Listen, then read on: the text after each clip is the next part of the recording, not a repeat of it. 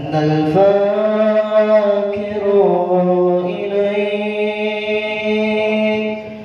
إليك يا رب، وأنت عني ظانيون. أنا الفاكر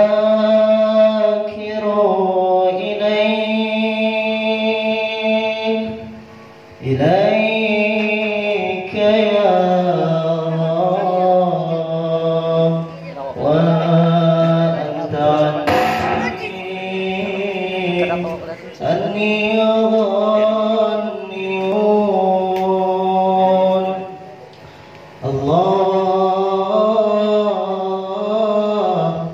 الله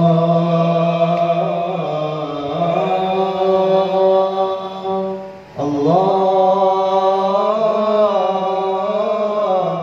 الله.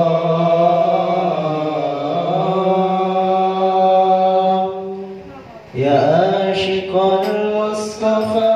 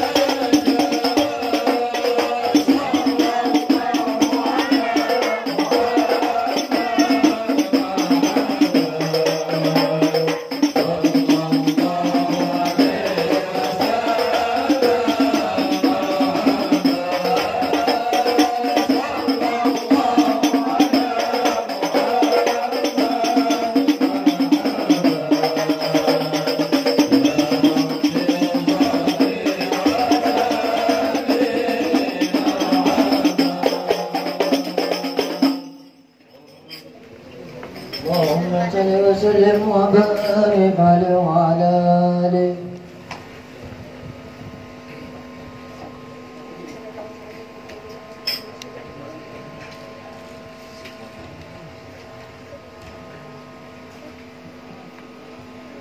Bismillahirrahmanirrahim. Alhamdulillahirabbil alamin. Wassalatu wassalamu ala asyrofil anbiya'i wal mursalin sayyidina wa maulana Muhammadin wa ala alihi wa sahbihi wa barik wa sallim ajma'in.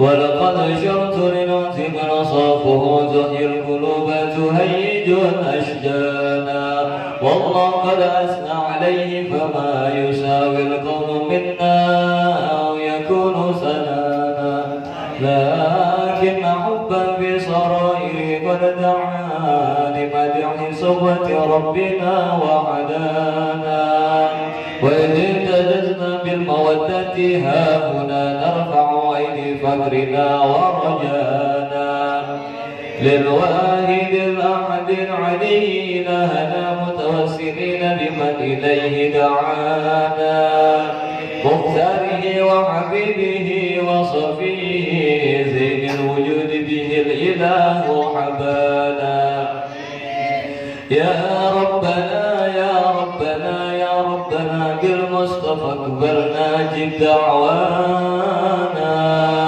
أنت لنا يا ذكرنا في هذه الدنيا وفي أخرانا أصلح لنا الأهوال واغفر ذنبنا ولا تؤاخذ ربي إن خطانا واسلك بنا في نهج طه المصطفى ثبت على قدم الحبيب خطانا أرنا بفضل منك طلعة أحمد في بهجة عين الرضا ترعانا واربط به في كل الحول حبلنا وهبانا من ود ومن والانا والمحسنين ومن أجاب نداءنا وذوي الحقوق وطالبا أوصانا والحاضرين وذوي الحاضرين واسعين في جمعنا نحن بين يديك أنت ترانا ولقد رجوناك فحقق سؤلنا واسمع فضلك يا سميع دعانا وانصر بنا سنة طه في بقاع الأرض واقمع كل من عادانا وانظر إلينا واسقنا كسرهنا واشفي وعافي عادلا مرضانا واقض لنا الحاجات واحسن ختمنا عند الممات واصلحا عقبانا يا ربي واجمعنا واحبابا لنا في دارك الفردوس يا رجوانا يا ربي واجمعنا واحبابا لنا في دارك الفردوس يا رجوانا يا ربي واجمعنا واحبابا لنا في دارك الفردوس يا رجوانا بالمصطفى صل عليه وآله ما حركت ريح الصبا غصانا سبحان رب العزة عما يصفون وسلام على المرسلين والحمد لله رب العالمين. Alhamdulillah, bersyukur kepada Allah Subhanahu wa taala yang telah mengumpulkan kita kembali dalam majelis yang mulia ini. Mudah-mudahan Allah Subhanahu wa taala menjadikan kita orang-orang yang mulia dan kelak di surga berkumpul dengan Rasulullah yang mulia bersama para sahabat-sahabat yang mulia dan para aulia-aulia yang mulia. Amin ya rabbal alamin. Salawat serta salam selalu tercurahkan kepada junjungan kita Nabi Muhammad sallallahu alaihi wasallam dan atas keluarga beliau dan seluruh sahabat-sahabat beliau dan pengikut beliau hingga akhir zaman. Yang kita muliakan para habaib, para syaraid dimanapun beliau berada, wabil khusus yang telah berhadir Di dalam majelis kita ini Al-Habib Abdul Aziz bin Habib Abu Bakar Al-Aidarus. Alhamdulillah. Kemudian para habaib yang lain yang tidak kita sebutkan satu persatu, yang tidak mengurangi rasa hormat kita kepada beliau-beliau, dan yang sama-sama kita muliakan para ustadz, para guru. Sini berhadir Guru Mustafa Ansori dari Ampera, Guru Komandan PM dari Datar Laga. Hanya sini lawas hendak hadir dari sini. Hanya Raja Kawa tersampaian. Kemudian Guru Abang Tintang dari Sepunggur, jauh sini istiqomah, alhamdulillah. Kemudian tidak lupa sama-sama kita muliakan orang tua ulun, mama dan abah ulun, mudah-mudahan dipanjangkan umur beliau oleh Allah Subhanahu wa taala. Amin ya rabbal alamin. Kemudian para hadirin hadirat muslimin muslimat jamaah yang dimuliakan oleh Allah Subhanahu wa taala. Malam ini melanjutkan pembacaan kitab Arba'in An-Nawawiyah, masih hadis yang ke-38. Sudah 2 kali kita sudah membaca, malam ini ketiga kali, belum tuntung juga lagi. Mudah malam ini tuntung hadisnya, hadis ke-38. Jamaah yang dimuliakan oleh Allah, dalam hadis ini Rasulullah sallallahu alaihi wasallam meneruskan sabda beliau yang sebelumnya, yang mana beliau menyebutkan firman Allah di dalam hadis qudsi, artinya firman Allah yang bukan dalam Al-Quran, tapi di luar daripada Al-Quran, yang disebut dengan hadis qudsi. Yang mana sebelumnya dibahas tentang orang yang mengerjakan kefarduan, bahwasanya kefarduan itu adalah amalan yang paling dicintai oleh Allah Subhanahu wa taala. Kemudian Allah menyebutkan keutamaan mengerjakan amalan-amalan sunnah, istiqomah melakukan amalan-amalan sunnah, sehingga Allah mencintai orang yang melakukan amalan-amalan sunnah tersebut. Kalau Allah cinta kepada seseorang dengan dia mengerjakan amalan-amalan sunnah dengan istiqomah, disertai sebelumnya dia juga tunaikan kewajiban-kewajiban yang Allah wajibkan kepadanya, Allah cintai dia. Kalau sudah Allah cinta kepadanya, maka di sini maka Allah meneruskan, fa idza ahbabtuhu kuntu sam'ahu alladhi yasma'u bihi. Apabila aku mencintainya, maka aku menjadi pendengarannya yang mana dia mendengar dengannya. Wa basarahu alladhi yusiru bihi, dan aku menjadi pandangannya yang mana dia memandang dengannya. Wa yadahu allati yabtishu biha, dan aku menjadi tangannya yang mana dia bertepuk dengannya. Wa rijlahu allati yamshi biha, dan aku menjadi kakinya yang mana dia berjalan dengannya. Ini perhatikan bujur-bujur. Kita renungi bujur-bujur apa yang dimaksud dengan perkataan Allah tadi. Aku menjadi pendengarannya, aku menjadi penglihatannya, aku menjadi tangannya, aku menjadi kakinya. Kayak apa cara memahaminya? Bagaimana para ulama menafsiri atau menjelaskan, mensyarahkan daripada hadis ini?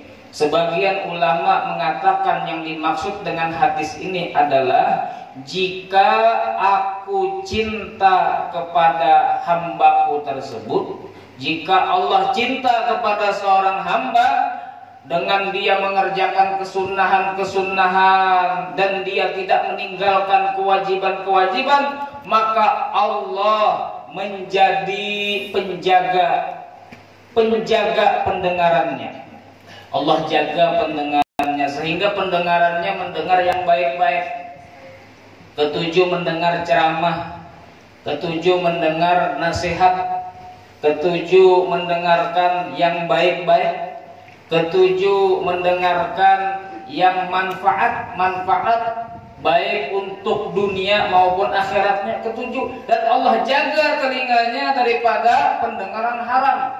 Allah jaga daripada suka mendengarkan ghibah, suka mendengarkan aib orang, suka mendengarkan segala hal yang dilarang dalam agama. Allah jaga pendengarannya. Nah, ini kalau sudah Allah cinta kepada hambanya, tinggal kita koreksi diri kita masing-masing. Apakah telinga kita ini masih suka mendengarkan yang haram? Kalau masih suka mendengarkan yang haram, kalau orang menggibah, umpat juga mendengarkan, rasanya kayak kada berdosa tuh mendengarkan gibah, berarti kita belum dicintai oleh Allah Subhanahu wa taala. Tadi kan kata Allah, kalau aku cinta kepadanya, aku jaga pendengarannya. Kalau kada dijaga Allah, berarti kita ini masih belum dicintai oleh Allah. Kalau sesekali mendengarkan yang haram, itu kan bisa jadi kalau sesekali orang yang Allah cintai. Tapi kalau setiap hari ketujuh mendengarkan yang haram, nah ini tanda sudah lain orang yang dicintai oleh Allah Subhanahu wa taala. Kan kadang-kadang kita kada ketujuh mendengar ghibah misalnya, tapi pada suatu saat kita berkumpul lawan kawanan, ada cerita baru tentang aib orang, lalu kita terasa menikmati pada waktu itu. Mungkin sekali itu kita bisa menikmati, tapi kita bukan menjadi orang yang setiap hari suka mendengarkan yang haram. Allah jaga pendengaran kita daripada yang haram kalau kita dicintai oleh Allah Subhanahu wa taala. Kemudian kata Allah, aku menjadi pandangannya, maksudnya aku jaga pandangannya. Pandangannya tidak akan memandang kepada yang haram-haram. Pandangan haram itu apa saja? Nah, pian perlu belajar apa sih maksiat mata. Di dalam kitab Fawaidus Saminah, di situ dijelaskan tentang bagaimana apa saja maksiat mata, apa saja maksiat telinga, apa saja maksiat mulut, apa saja maksiat tangan, apa saja maksiat kaki. Itu dijelaskan sebagian daripada maksiat-maksiat daripada anggota badan kita. Banyak maksiatnya. Mata daripada maksiat yang Allah jaga. Kalau orang Allah cintai, Allah jaga pandangannya daripada apa? Memandang yang haram, seperti memandang aurat perempuan tanpa ada darurat di situ. Tanpa ada darurat. Kalau darurat ke ada apa?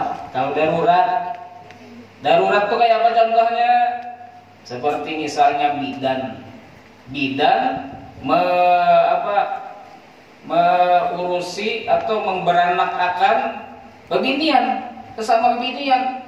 Aturannya walaupun sesama bebinian kada boleh melihat kemaluan sesama bebinian tadi, tapi karena darurat orang yang beranak tadi kada tahu beranak seorang, harus ada yang membantui, maka boleh bagi bidan tadi melihat kemaluan daripada sesama bebinian. Nah, itu darurat ngarannya. Kalau kada darurat, maka haram melihat aurat walaupun sesama jenis. Orang yang Allah cintai, Allah jaga pandangannya daripada pandangan yang haram. Termasuk pandangan yang haram adalah kalau pian tuh mengetuk rumah orang, anak bertamu, orangnya kada keluar-keluar lalu mengintip di kaca, itu termasuk pandangan yang haram. Kada boleh. Kalau pina orangnya lagi berapa bertelanjang di situ.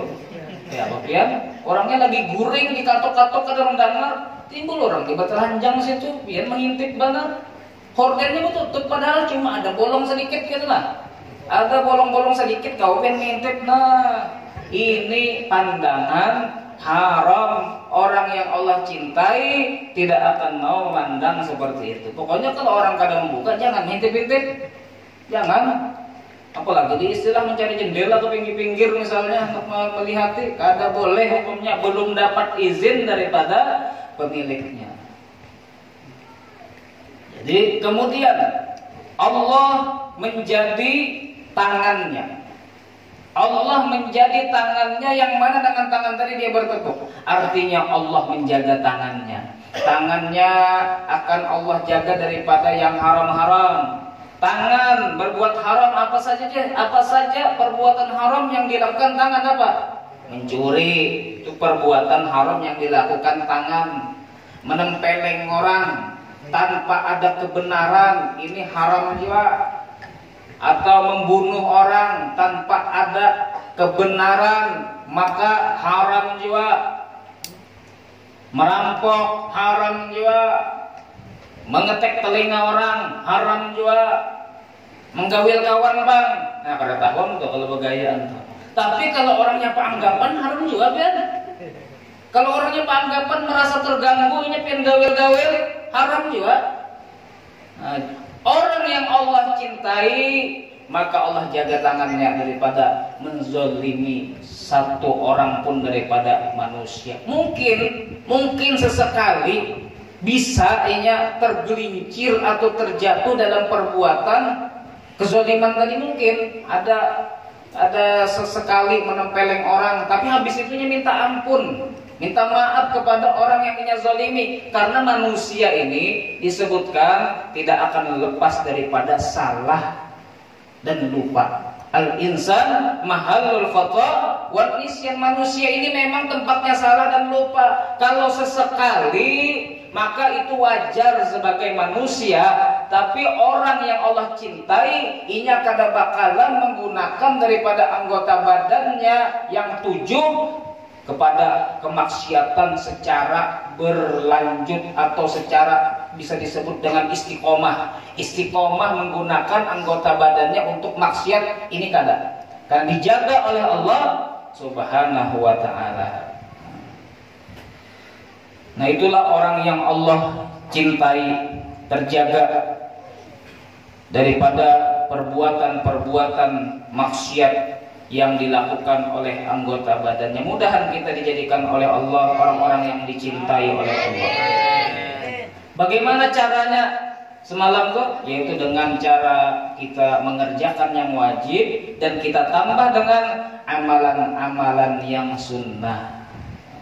Jangan merasa apa namanya, aku sudah menggawi yang wajib juga, berusaha lagi sunnah, kada perlu lagi. Kita perlu lawan yang sunnah. Sunnah itu gunanya apa? Untuk menambal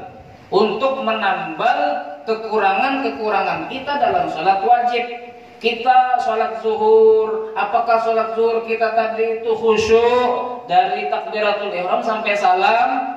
Kada, banyak lalainya, banyak hati kita kemana-mana, banyak hati kita ingat duit, ingat gawian, ingat keluarga, ingat macam-macam.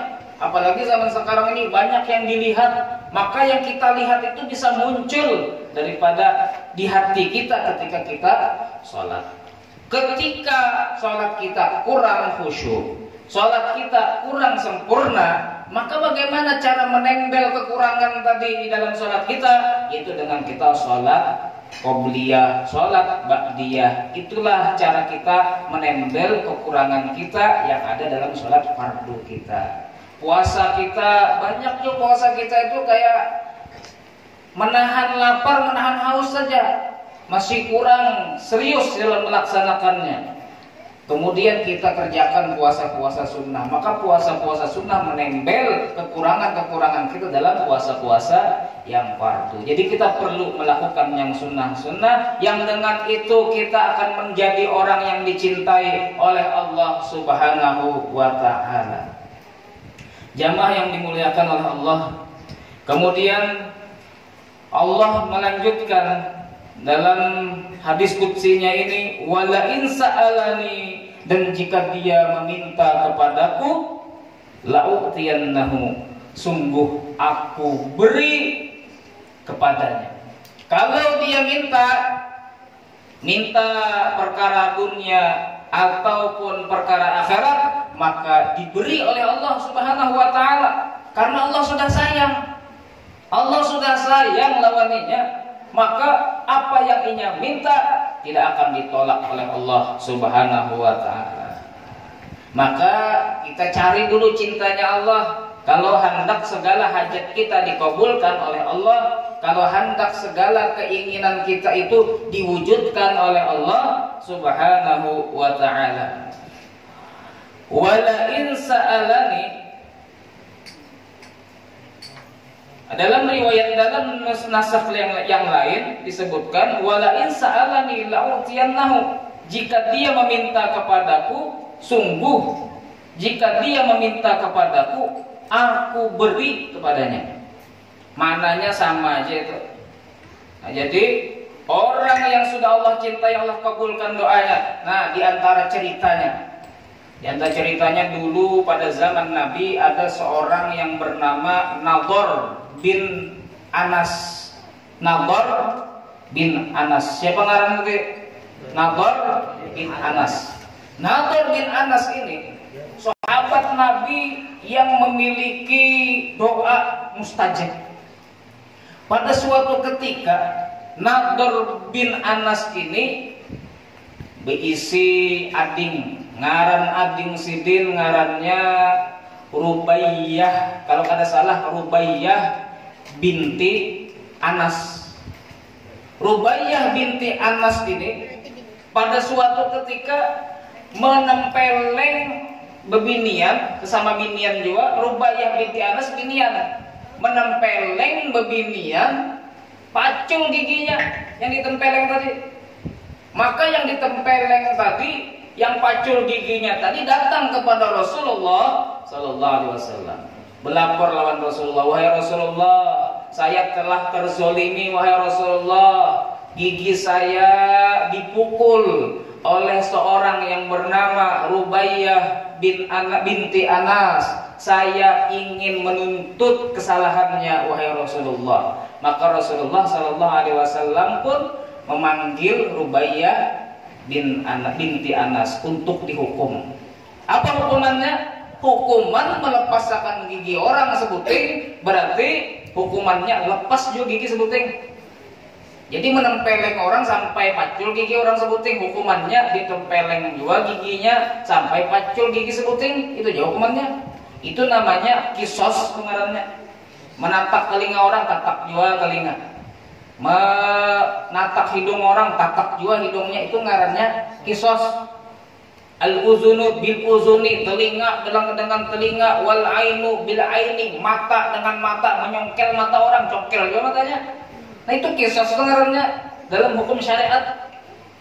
Akhirnya hendak dihukum ini Rubaiyah binti Anas, hendak dihukum, hendak dilepas, hendak dipukul giginya supaya lepas sama lawan orang yang ingin pukul tadi. Kemudian kabar ini sampai kepada kakaknya. Siapa kakaknya? Nadhr bin Anas. Sampai lawan kakaknya. Maka kakaknya tadi datang lawan Rasulullah. Wahai Rasulullah, bujurankah ading ulun hendak dihukum, hendak dipatahkan juga giginya? Ujar Rasulullah, iya bujur. Ini sudah hukuman, ini ketetapan sudah dalam syariat. Kalau inya memaculkan gigi orang, maka hukumannya dipacul juga giginya. Maka Nadhr bin Anas tadi, ini Nadhr bin Anas ini berpandir lawan Rasulullah. Ini kada protes lawan Rasulullah. Karena memohon, wahai Rasulullah, jangan bang ading ulun kesian kalau inya giginya satu hilang, kalau inya ketawa kan jelek benar, wahai Rasulullah. Beginian pulang ketawa jelek benar karena ada giginya. Maka pada waktu itu belum ada gigi palsu lagi orang menjual, tahuang lagi. Jadi kada protesnya lawan Rasulullah Nadhr bin Anas nih. Cuma Nadhr bin Anas ini berpandir, dan pandirannya itu mujarab. Berpandir, wahai Rasulullah, ulun yakin benar wahai Rasulullah, kada bakalan terjadi penghukuman itu. Kayaknya gagal penghukumannya. Dan ading ulun kada jadi giginya dipatah. Ulun yakin. Wah harap nih. Pina pasti benar nih Nadhr bin Anas nih. Kemudian Nadhr bin Anas berdoa lawan Allah, ya Allah. Kada protes lawan Rasulullah, cuma berdoa lawan Allah, ya Allah, tolong ya Allah. Adik saya ya Allah selamatkan daripada hukuman sehingga giginya tidak dipatahkan ya Allah.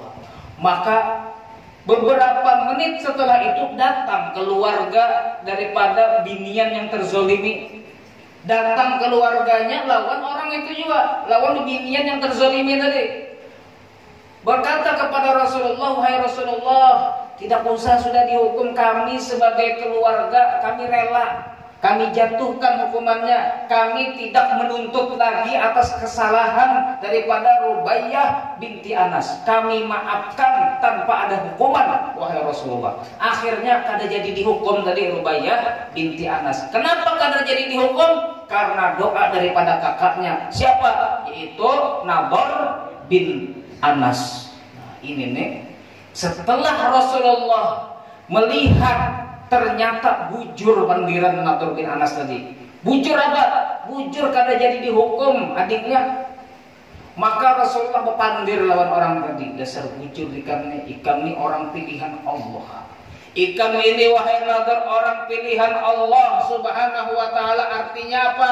Engkau ini kekasih Allah, yang mana doamu, harapanmu, keinginanmu dikabulkan oleh Allah subhanahu wa ta'ala. Begitulah kalau Allah sudah cinta kepada hambanya, apa yang inya harapkan, apa yang inya panjatkan kepada Allah dikabulkan oleh Allah subhanahu wa ta'ala. Makanya kita jadi dulu orang yang dicintai oleh Allah. Jangan abut begawi aja sembahyang kada. Abut begawi aja sembahyang kada, uyuh wara. Ujuran uyuh wara kata mah. Menikmati daripada rezeki kada dapatnya sedikit juga. Naudzubillah min dzalik. Nyamannya ti orang pahaji itu nah, pahaji sidin bu isi toko, tapi sidin sembahyang kada tertinggal, sembahyang ke masjid, sidin isi toko, zikir kada tertinggal, sholawat kada tertinggal, yang wajib kada tertinggal, ditambah lagi yang sunnah, nyaman hidup sidin. Hidup dengan kayak itu yang kita cari. Jangan berkhidmat mencari dunia sampai meninggalkan yang wajib dan meninggalkan yang sunnah. Cari hidup yang nikmat kayak gitu. Nikmat dengan zikir, dengan mengerjakan yang wajib, dengan mengerjakan yang sunnah. Dengan begitu akan Allah mudahkan segala urusan kita. Hendak rezeki datang, rezeki min haitsu la yahtasib, daripada jalan yang tidak disangka-sangka. Begitulah rezeki orang yang Allah cintai. Wa may yattaqillaha yaj'al lahu makhraja wa yarzuqhu min haitsu la yahtasib. Siapa yang takwa kepada Allah, maka Allah berikan dia jalan keluar daripada segala urusannya, dan Allah beri rezeki daripada jalan yang tidak disangka-sangka. Nah, nyamannya itu. Ulun himung benar melihat orang yang rajak ke masjidan, zuhur ke masjid, asar ke masjid, maghrib ke masjid, isya ke masjid, subuh ke masjid. Makan naik sidin ke sih? Sidin makan, sidin nyaman hidup sidin. Karena nongkrong pakai sahang, karena mau ngopi, karena mahapaki amat. Nyaman benar hidup sidin, kata ngalih. Nyaman hidup nang kaya itu daripada hidup kesana kemari mencari rezeki tapi lupa dengan Allah subhanahu wa ta'ala. Jadi cari cintanya Allah subhanahu wa ta'ala. Ada lagi suatu cerita, yaitu pada suatu kada tahu ini pada zaman siapa, yaitu terjadi peperangan. Jadi kaum muslimin ingin berperang dengan orang-orang kafirin. Kaum muslimin ini ketika dalam perjalanan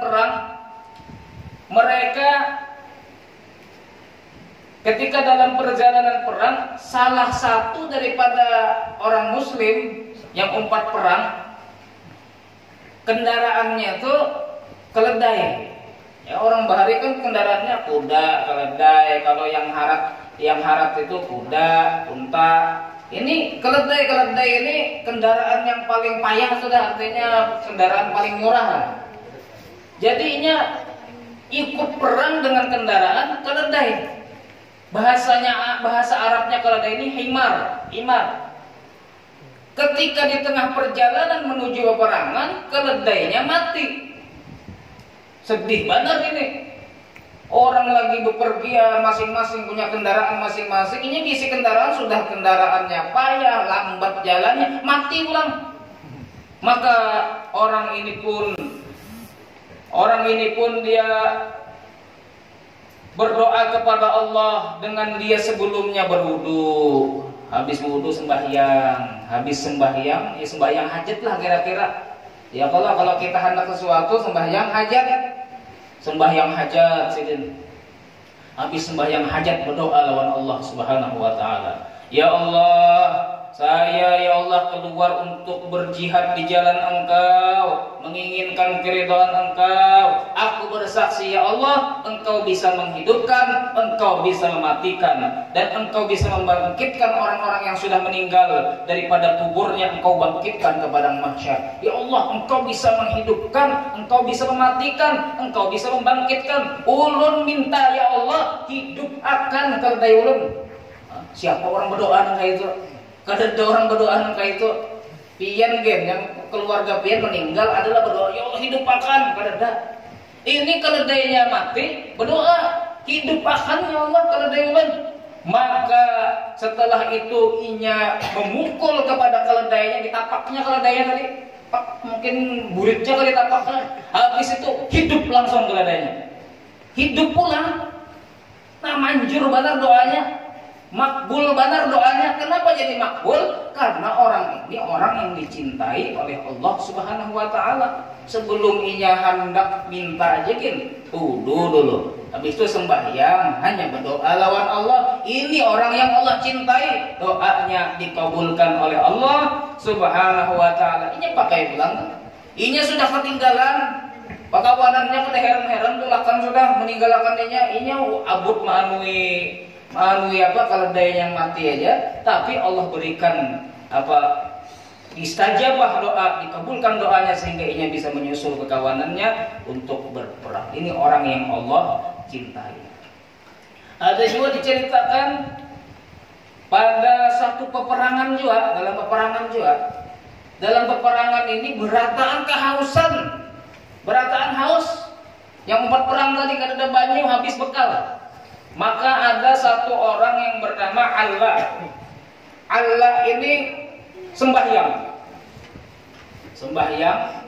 hajat. Ini sama nih kayak tadi juga, sembahyang hajat. Habis sembahyang hajat berdoa lawan Allah. Ya Allah, wahai yang maha mengetahui, wahai yang maha lembut, wahai yang maha tinggi, wahai yang maha agung, kami hamba-hamba Engkau ya Allah berada di jalan Engkau untuk berperang, maka berikanlah kami minuman ya Allah yang kami bisa minum dan bisa berwudu, yang mana jangan Engkau jadikan minuman tadi kecuali untuk kami saja ya Allah.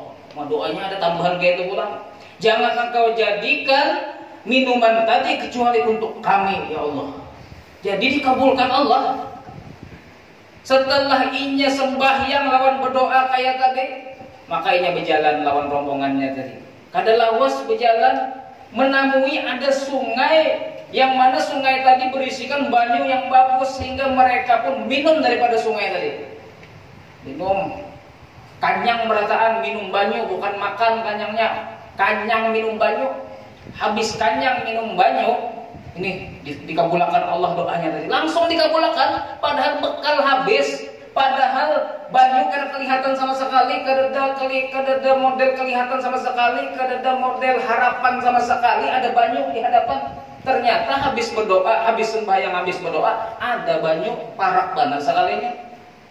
Allah langsung jadikan dekat dengan mereka ada sungai yang mana mereka bisa minum daripada sungai tadi. Habis mereka minum kenyang, ditinggalkan dari sungai tadi. Sekalinya pas sudah ditinggalkan, ada sebagian daripada rombongan tadi mengguliki. Rasa sayang lawan banyu tadi, rasa hendak minum pulang. Sekalinya mengguliki, hilang sudah banyunya. Sungainya tadi hilang sudah. Nah, inilah Allah Subhanahu wa taala mengabulkan doa daripada orang yang soleh tadi, yang Allah cintai tadi, sesuai dengan doanya. Doanya tadi apa? Ya Allah, jangan pian bariakan banyu tadi diminum oleh orang lain. Artinya mereka itu sudah meninggalkan, sudah ditinggalkan, Allah hilangkan itu. Sekira yang lain kada kau minum, sekalinya ada ya sebagian berbulek hendak mengambil pulang, kan ada lagi sudah. Inilah orang yang Allah cintai, doanya sesuai dengan apa yang mereka minta, itu diberi oleh Allah Subhanahu wa ta'ala. Cuman yang kayak ini ada pembahasan masalah dikabulkannya doa. Kenapa sih orang-orang soleh, sebagian wali, sebagian orang yang kita kenal inya orang yang baik, orang yang ahli ibadah, tapi doanya kada kabul? Tetapi doanya itu kada nyata, kada terlihat, kada nampak ijabahnya. Kenapa? Mungkin pian pernah datang lawan orang yang dihabarakan wali. Itu wali, lalu berombongan datang ke sana, lalu minta doa. Guru, ulun minta doakanlah supaya payu tanah ulun. Guru, ulun minta doakanlah guru supaya diisi anak lakian. Guru, ulun doakan guru supaya ulun begini lagi. Guru. Nah, meminta lawan guru tadi, waktu tulak wadah sidin minta doa lawan sidin itu kita yakin benar kabul. Yakin benar kabul. Didoakan sidin ternyata ada kabul-kabul. Nah, itu jangan sampai hati pian berubah. Wah, berarti lain wali sidin nih. Doa sidin kada kabul. Jangan langsung kayak itu, biar jangan langsung menganggap orang yang doanya kada nyata. Doanya tadi ternyata kada kelihatan kabulnya.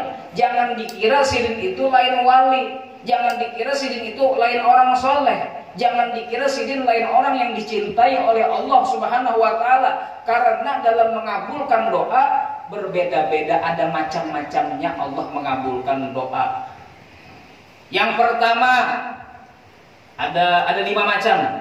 Jadi pian harus ingat-ingat ini supaya pian dalam berdoa itu kada sedih kalau kada nampak apa yang pian minta itu. Kalau kada terwujud apa yang pian minta tadi kada terwujud, kada sedih. Artinya segala doa kita itu pasti dikabulkan oleh Allah Subhanahu wa taala. Yang pertama macam atau cara Allah mengabulkan doa kita adalah dengan langsung Allah berikan.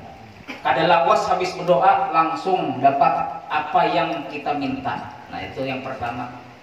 Ini Allah peruntukkan bagi orang-orang yang suka mengerjakan yang wajib dengan istiqomah dan ditambah dengan amalan-amalan sunnah. Kebiasaan mereka tuh kalau berdoa langsung lakas kabul. Beberapa jam habis berdoa kabul, atau sehari habis berdoa kabul. Nah, itu kan parah ke. Nah, itu cara yang pertama Allah mengabulkan doa. Allah berikan apa yang inya minta tidak lama setelah dia minta. Setelah dia berdoa kepada Allah sesuai dengan apa yang inya minta. Nah, itu yang pertama. Yang kedua, berdoa lawan Allah Subhanahu wa ta'ala dikabulkan Allah. Tapi dikabulkannya Allah ganti. Allah ganti dengan apa? Dengan pengkabulan yang lain. Dengan apa? Kenikmatan yang lain. Nah, misalnya, ya Allah berikan saya kekayaan ya Allah. Tapi Allah tahu lawan orang ini, orang ini kalau diberi sugih, kada sholat lagi, kada pengajian lagi. Kalau inya sugih perjalanan ke Korea ini, kada hendak berhaji kadanya, kada hendak model ke Hadramut, ke Tarim, ziarah wali-wali di Tarim, kada. Allah tahu orang ini kalau sugih pasti jauh daripada Allah. Maka Allah berikan nikmat yang lain. Allah ganti yang inya minta tadi, Allah ganti dengan yang lain. Misalnya Allah ganti rumahnya ajakah yang dibagusi Allah, rumahnya kayak istana misalnya, tapi duit kita tapi ada, bisa juga. Yang penting Allah ganti dengan sesuatu yang itu lebih baik bagi dirinya daripada apa yang inya minta itu. Nah, itu yang kedua.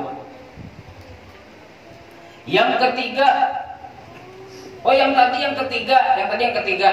Nih anulah urutan jalan terserah pian aja nih.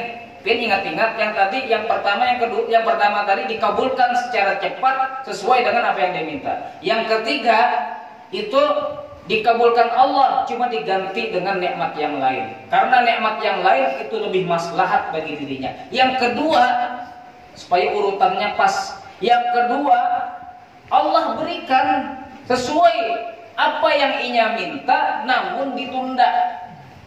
Sesuai apa yang Inya minta, tapi ditunda. Misalnya, ya Allah, ulun sudah lama menjanda, ya Allah. Laki ulun lawas sudah meninggal nih 10 tahun sudah, ya Allah. Tolong berikan ulun laki yang soleh, ya Allah, yang bisa jadi imam ulun. Allah kabulkan, tapi 5 tahun lagi.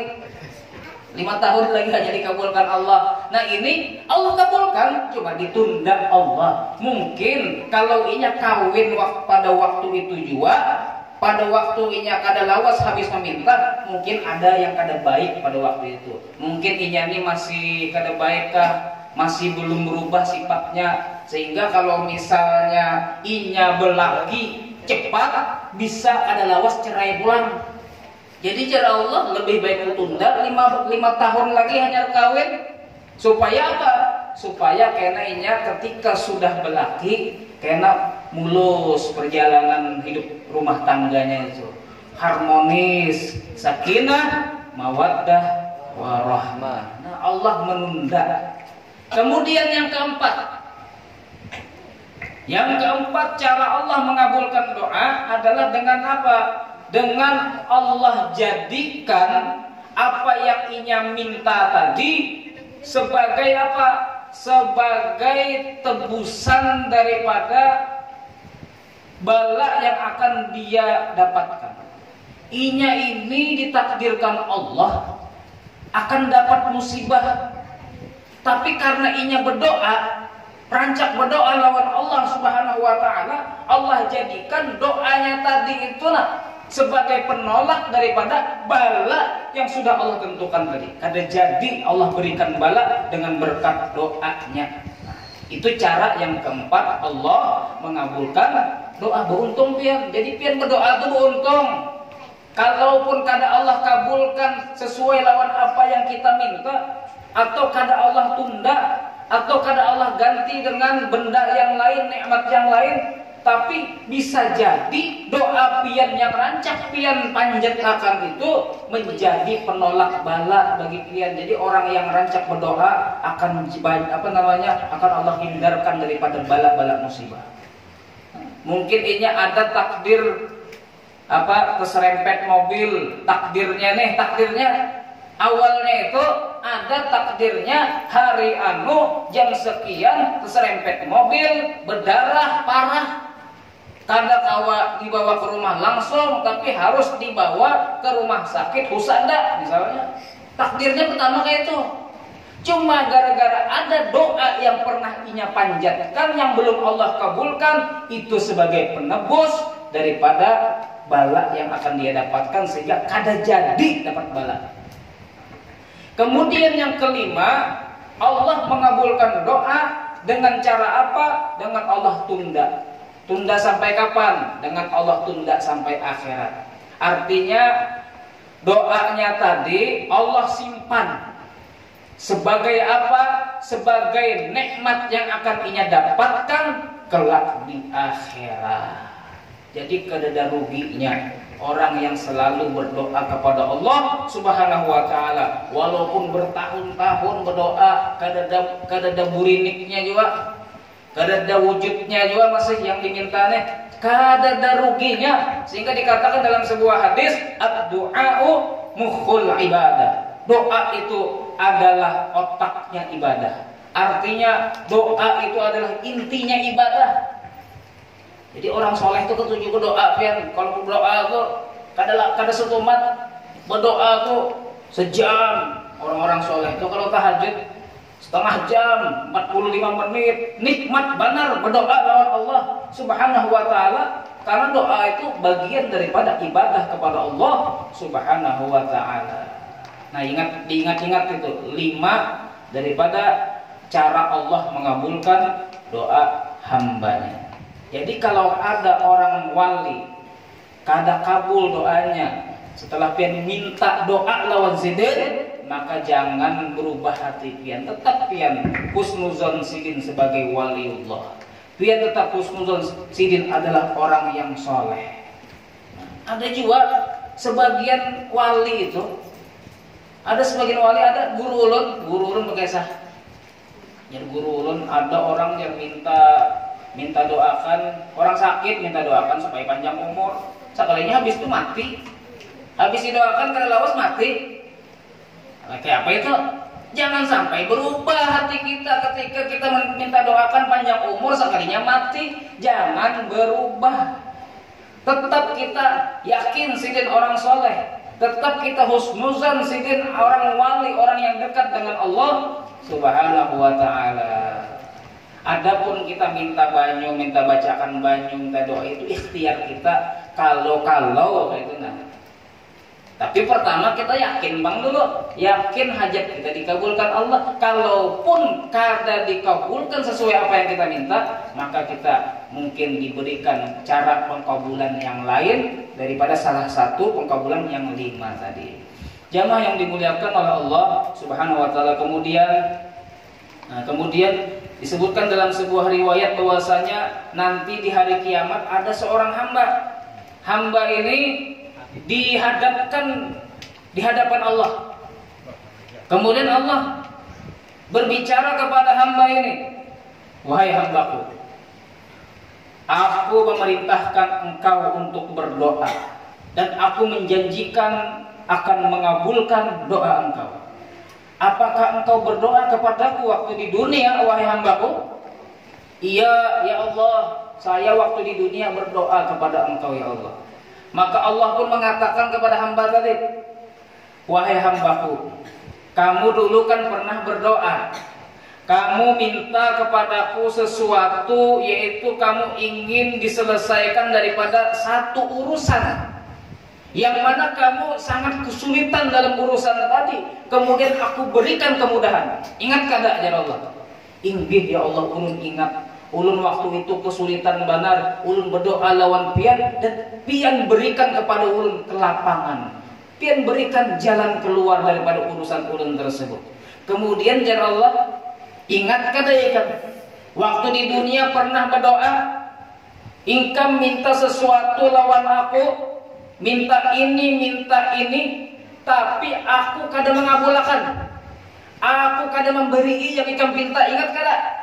Ingat ya Allah, ini ulun dulu berdoa minta lawan pian sesuatu tapi kada pian kabulakan di dunia. Nah, maka Allah mengatakan, ketahuilah wahai hambaku, doamu yang kamu panjatkan waktu di dunia, yang tidak aku kabulkan di dunia, itu aku simpan pahalanya di akhirat. Dan sekarang ambillah, kata Allah, ambil ini nah doa ikang bahari yang kada aku kabulkan di dunia ini. Ternyata orang tadi melihat yang Allah berikan kepadanya sangat luar biasa, benar. Itu bahasanya sangat luar biasa sekali, benar ya ujungnya. Kita mesti bahasa Indonesia. Ketika hamba tadi melihat nikmatnya yang luar biasa yang Allah berikan karena doanya yang Allah simpan, Allah kabulkan di akhirat, maka orang tadi berkata kepada Allah, ya Allah, andai saja semua doa-doa saya waktu di dunia itu tidak dikabulkan, maka saya akan mendapatkan nikmat yang lebih banyak lagi daripada ini. Andai saja waktu di dunia tidak ada doa-doa saya yang dikabulkan, maka itu lebih baik bagi saya. Jadi habisnya melihat nikmat di akhirat daripada doa-doanya yang Allah simpan dan Allah berikan di akhirat, luar biasa. Inya hendak doanya kada dikabulkan berataan waktu di dunia. Makanya kita jangan tapi menggasak benar, hendak doa kita dikabulkan oleh Allah Subhanahu wa ta'ala. Dan ujar guru Bakhit, Sidin pernah menyampaikan, kita itu kalau misalnya berdoa, jangan sampai kita meyakini doa kita itu yang mengolah kita mendapatkan sesuatu yang kita minta. Karena apa? Karena yang Allah berikan kepada kita itu sudah takdir Allah. Itu sudah ada catatannya di Lauhil Mahfuz, kita akan mendapatkan ini, kita akan mendapatkan itu. Itu sudah ada catatannya di Lauhil Mahfuz. Terus kita ini berdoa segan apa? Berdoa segan apa? Doa kita itu, ujar Guru Bafid dan Sidin pun membaca di kitab, ulun juga membaca di kitab memang kayak itu. Artinya apa? Doa kita itu hanyalah untuk menunjukkan kita itu sebagai hamba Allah yang perlu dengan Allah, dan kita menunjukkan bahwasanya Allah itu maha mulia, maha agung, yang kita perlu menundukkan diri kepada Allah Subhanahu wa taala. Sehingga dikatakan oleh Al-Habib Abdullah Al-Haddad, qad kafani ilmu rabbi min su'ali wa ikhtiyari fa du'ai wa ibtihali syahidun li iftikhari. Yang rancak pian dangar bang qasidah qad kafani tahu lah.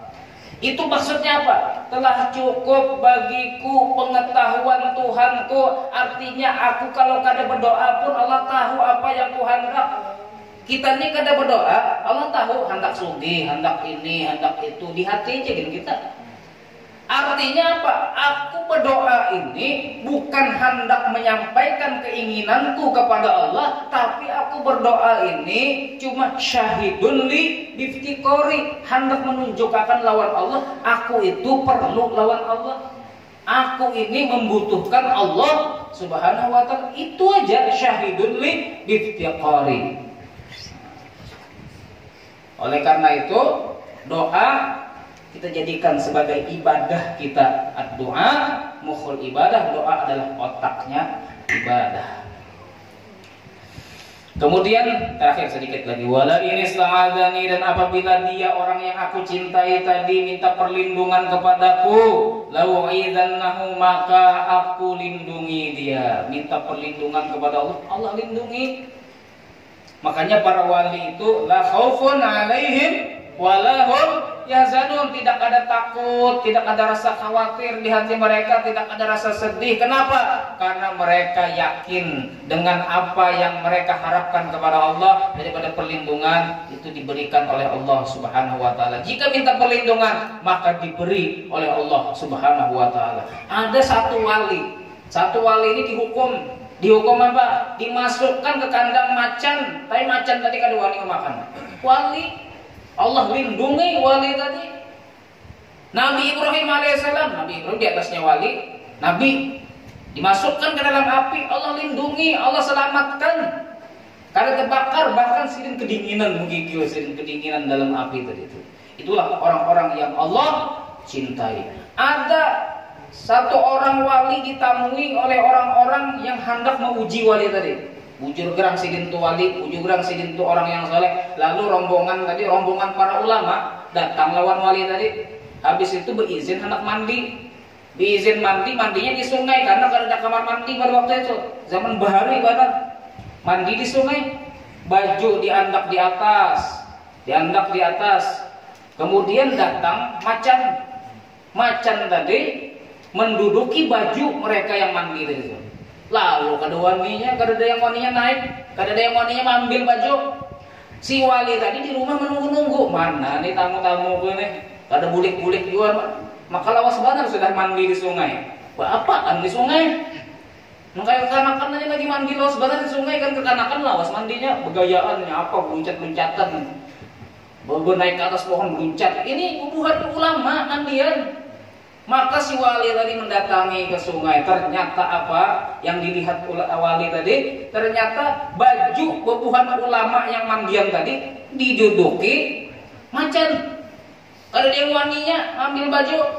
Maka si wali tadi memarahi macan tadi. Di jewernya macan tadi, di pandirinya. Ikam jangan manu buhan tamuku lagi lah. Ingatkan kalau tamuku mandi di sini jangan diganggu. Bukahnya buleknya kada lagi mengganggu daripada para tamu-tamu si wali tadi. Takutan lawan wali tadi. Kenapa?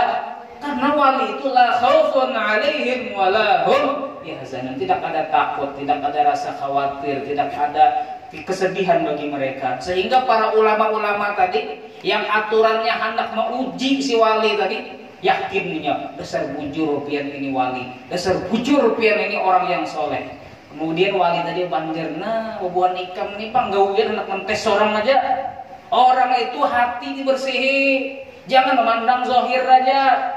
Kalau hati dibersihi, tahu lah ya, kalau hati dibersihi, maka semua akan takut kepada seseorang yang bersih hatinya tadi. Bebuhan ikam ini memikirkan yang zahir aja, mikirkan pakaian, mikirkan bulan aja, mikirkan berdebat aja masalah ilmu. Tapi hati bebuhan ikam itu kada bersih, makanya takutan lawan macan, makanya bersihi hati. Nah, jadi pandangan Allah itu kepada hati, kadang memandang kepada pakaian zahir kita, kepada badan kita, kepada penampilan kita. Mudah-mudahan Allah Subhanahu wa taala menjadikan kita orang-orang yang mudah dalam mengerjakan ibadah, dimudahkan untuk mengerjakan yang sunnah-sunnah. Allah jadikan kita kekasih-kekasihnya. Allah jadikan kita orang-orang yang mudah di dalam mendapatkan husnul khatimah. Amin ya rabbal alamin. Bisirril Fatihah. Bismillahirrahmanirrahim. Shiratal ladzina an'amta 'alaihim ghairil maghdubi 'alaihim waladdallin.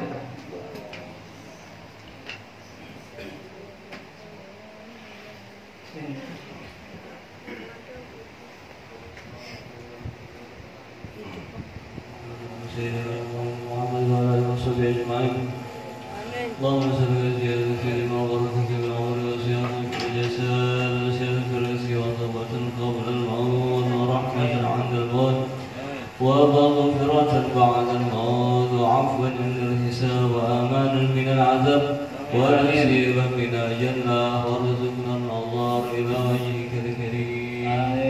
ربنا هب لنا من أزواجنا وذرياتنا قرة أعين واجعلنا للمتقين إماما. ربنا تقبل منا إنك أنت السميع العليم وتب علينا إنك أنت التواب الرحيم. ربنا آتنا في الدنيا حسنة وفي الآخرة حسنة وقنا عذاب النار.